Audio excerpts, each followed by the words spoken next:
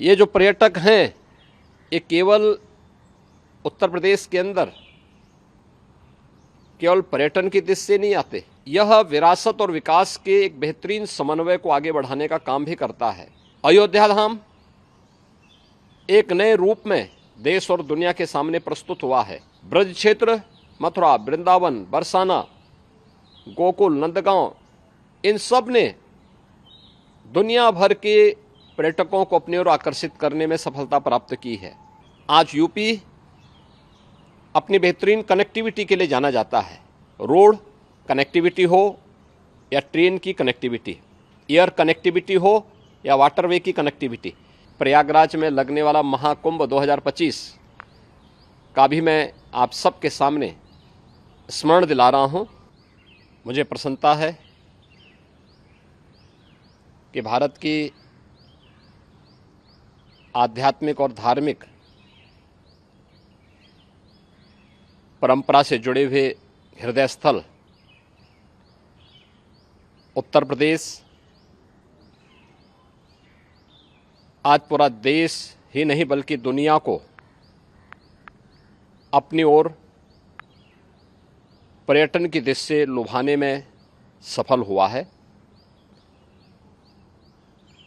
आदरणीय प्रधानमंत्री श्री नरेंद्र मोदी जी के विजनरी नेतृत्व में गत वर्ष उत्तर प्रदेश के अंदर 46 करोड़ से अधिक पर्यटक उत्तर प्रदेश के अलग अलग धार्मिक, आध्यात्मिक और इको टूरिज्म के या हेरिटेज टूरिज्म से जुड़े हुए साइट का भ्रमण किया है। ये जो पर्यटक हैं ये केवल उत्तर प्रदेश के अंदर केवल पर्यटन की दृष्टि से नहीं आते, बल्कि यह उत्तर प्रदेश के अंदर रोजगार सृजन में भी इनकी एक बड़ी भूमिका है। यह विरासत और विकास के एक बेहतरीन समन्वय को आगे बढ़ाने का काम भी करता है।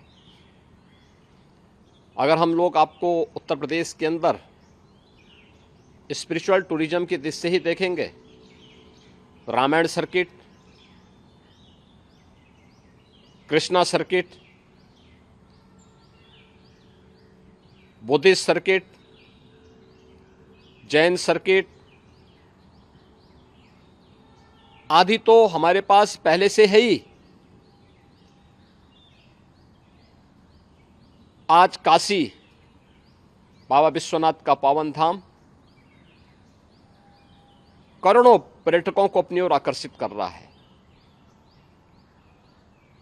अयोध्या धाम एक नए रूप में देश और दुनिया के सामने प्रस्तुत हुआ है।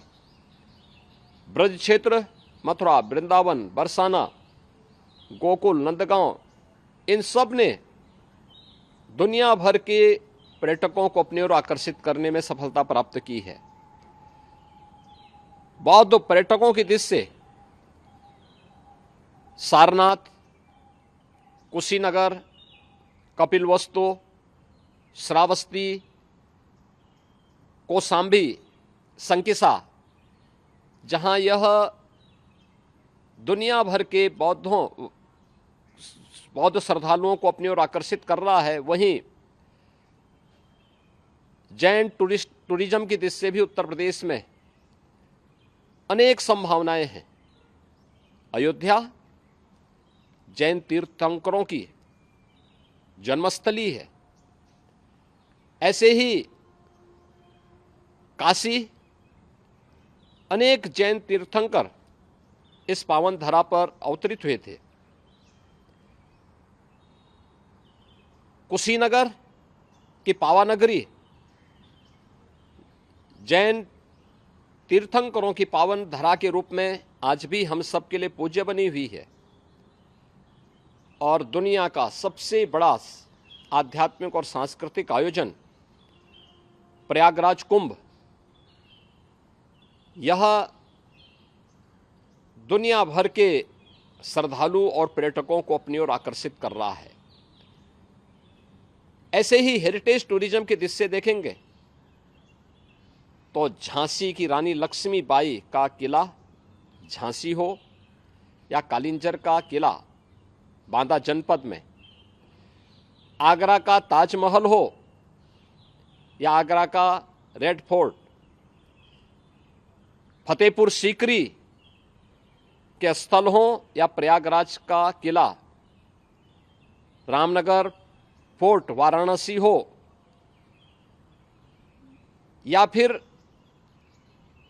हम लोग जनपद मिर्जापुर के अंदर चुनार के किले का दर्शन कर लें, लखनऊ का इमामबाड़ा। ये एक लंबी परंपरा है जो भारत की हेरिटेज टूरिज्म को अपनी ओर आकर्षित करता है और इको टूरिज्म का तो ये हब जैसा ही है। चाहे वह दुधवा हो, करतनिया घाट का क्षेत्र हो, चोका हो, हस्तिनापुर वाइल्ड लाइफ हो या नेशनल सेंचुरी चंबल, सोनभद्र का सलखन हो या सूर सरोवर आगरा का, ओखला वर्ल्ड सेंचुरी हो या फिर इस प्रकार की अनेक साइट ये यूपी के अंदर मौजूद हैं। डबल इंजन की सरकार पर्यटकों की रुचि और उनकी सुविधा के लिए पूरी तरह प्रतिबद्ध है। आज यूपी अपनी बेहतरीन कनेक्टिविटी के लिए जाना जाता है। रोड कनेक्टिविटी हो या ट्रेन की कनेक्टिविटी, एयर कनेक्टिविटी हो या वाटरवे की कनेक्टिविटी, ये सभी आज हमारे पास मौजूद हैं। और जब हम विश्व पर्यटन दिवस के अवसर पर आज इस समारोह के साथ झांसी में जुड़े हैं तो स्वाभाविक रूप से 2025 मकर संक्रांति से लेकर के 26 फरवरी 2025 तक प्रयागराज में लगने वाला महाकुंभ 2025 का भी मैं आप सबके सामने स्मरण दिला रहा हूं। दुनिया भर के हमारा अनुमान है 40 करोड़ श्रद्धालु इस आयोजन में भाग लेकर के उत्तर प्रदेश की इस अमूर्त सांस्कृतिक धरोहर के प्रति दुनिया को अपनी ओर आकर्षित करेंगे। मुझे पूरा विश्वास है कि प्रधानमंत्री मोदी जी के विजन के अनुरूप देश और दुनिया को अपनी ओर आकर्षित करने और उत्तर प्रदेश को पर्यटकों के एक बेहतरीन डेस्टिनेशन के रूप में आगे बढ़ाने में हम सब सफल होंगे।